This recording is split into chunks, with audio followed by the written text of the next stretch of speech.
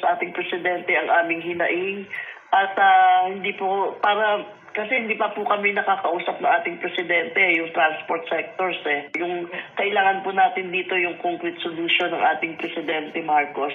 Kabilang sa hiling nila ang moratorium o pansamantalang tigil sa paniningil sa utang nila para sa mga binili nilang modern jeepneys. Sana po may 3 months po kami makuha dito or 6 months. Sa gitna ng transport holiday, may mga nahirapang sumakay tulad ni Mary Jane na umabot ng 45 minuto bago nakasakay. Naku, pag nalilate kasi sa trabaho, penalty yun, bawas pa sa trabaho, ay sa sahod, kaya ang hirap po talaga, lalo na sa mga commuters na katulad ko. May mga stranded din sa Pampanga dahil sa tigil pasada ng mga UV Express. Siyempre, una-unawaan po, kawawa naman po sila. Ngayon po kami medyo malaking pasisa sa kanila. Hiwalay pa yan sa ikakasanamang transport strike sa Huwebes at Biyernes ng bagong buong alyansa ng transport sector na No to Oil Price Hike Coalition. Bukod sa mga tsoper ng jeepney, ay lalahok din ang driver ng UV Express, bus, TNVS, motorcycle taxi drivers, tricycle at delivery services. Kabilang sa hiling nila ang pagtanggal sa mga buwis sa langis, rollback sa presyo nito, pagbasura ng oil deregulation law at taas pamasahe. Hindi ho natin makita yung response ng gobyerno dahil nga yung response nga, binawi na yung gagapiso Magmo-motorcade po at mag-unity ride yung ating mga kapatid na riders sa kalsada para ipahayag yung kanyang disgusto. Hindi po pwedeng sabihin na itiniming ito dahil itinulak po ito ng pagiging pabaya ng gobyerno natin. Ang grupong Manibela nga, baka mauna na ang tigil pasada. Baka sa Miyerkules pa lang, umpisahan na namin. Ngayong araw, marami na ang tumigil sa amin dahil hindi na talaga kayang bumiyahe. Una nang sinabi ng palasyo na ginagawa ng gobyerno ang lahat para ibsan ang epekto ng giyera sa Middle East.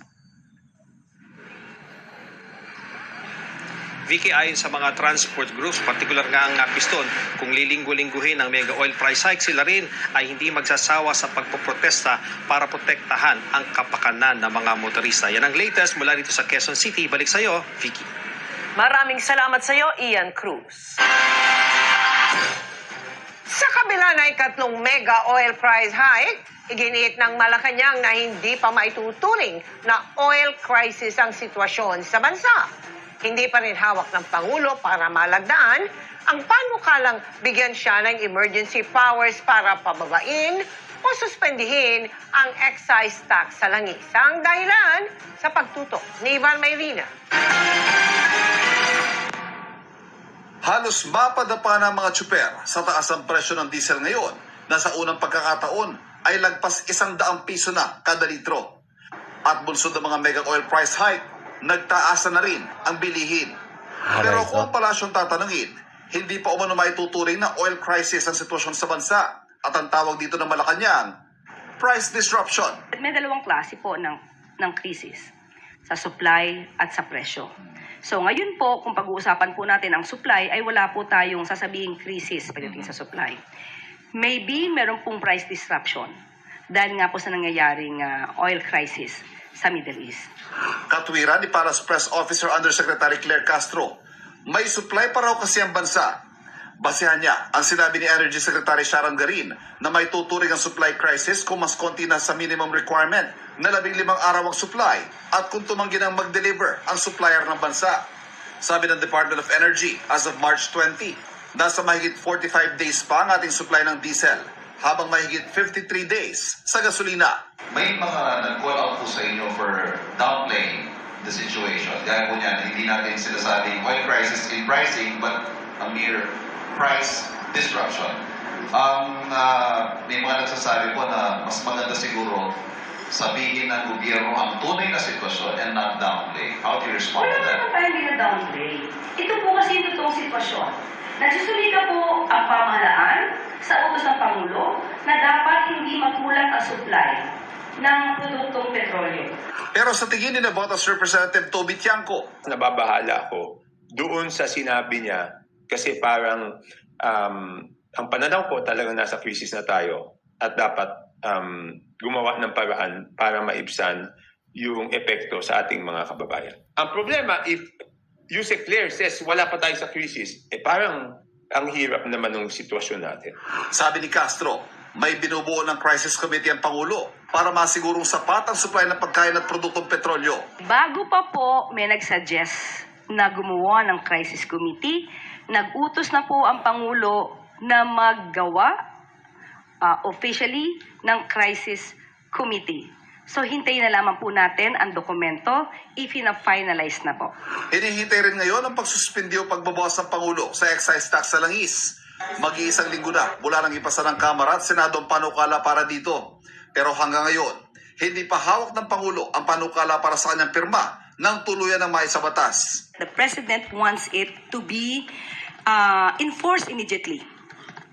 The only reason that he could not do it because the bill has not been reached the President as of now. So there is no reason for him to sign. So after that, maybe after signing, he will immediately make an order either to reduce or to suspend the excise tax. Nang tanungin si Senate President Tito Soto, wala pang enrolled bill sa kanya at hinihintay pa itong ipadala ng Kamara. Hinihingan pa namin ng tugon ng Kamara. Hanggang 10 piso kada litro ng gasolina at 6 na piso sa kada litro ng diesel ang maaaring matapyas kapag sinuspindi ang excise tax. Para sa GMA Integrated News, Ivan Mayri na nakatutok, 24 oras. Nahuli sa Cainta Rizal ang pagtumbok ng isang rider sa isang siklista na nakatitigan at nakaalitan sa kalsada. Ang mitya sa pagtutok ni Oscar Oida. Walang kawala sa kuha ng dashcam ang pagkukrus ng landas ng isang motorcycle rider at isang siklista sa may Bonifacio Avenue sa Cainta Rizal pasado alas 7 ng umaga kahapon. Tila nagtalong dalawa. Di natapos sa titigan ng lahat dahil ilang segundo lang. Tinumbok ng rider ang siklista. Nawala ng kontrol, sumemplang at nabangga pa siya ng paparating na tricycle mula sa kabilang lane. Mabutit nakaligtas ang siklista na si Juan Miguel Simon.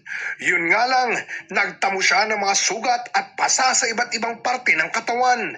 At iika-ika pa nga nang matuntun namin kanina. Bali dito, meron pong sugat na wakwak tsaka dito sa right.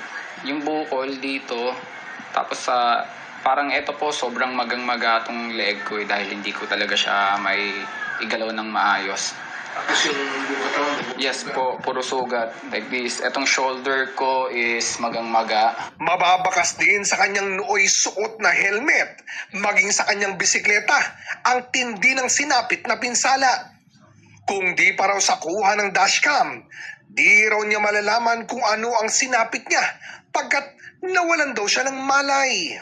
May isang rider na panay ang busina sa akin in the bike lane.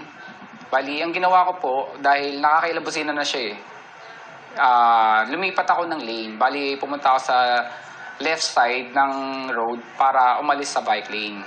Then after nun, na paglagpas niya sa akin, nakatingin siya ng masama. Dito na raw niya binunot ang kanyang cellphone at kinunan ng litrato ang rider.